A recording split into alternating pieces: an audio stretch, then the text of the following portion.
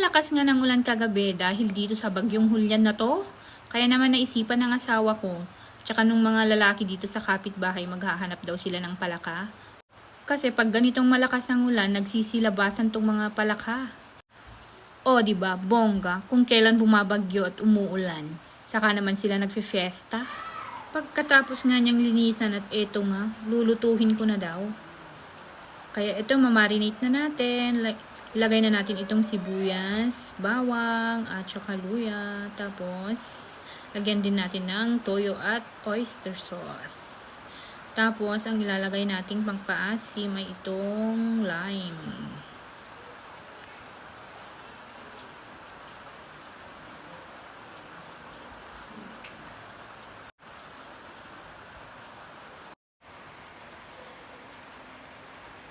Tapos, lagyan din natin ang pampasarap, magic sarap at saka konting asukal.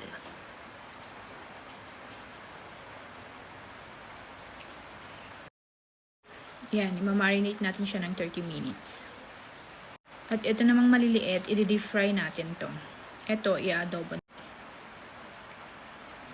At ito na, luto na. Ito yung ating adobo.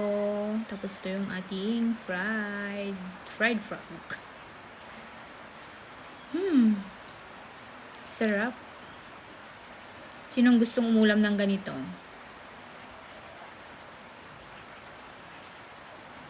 Kain na tayo.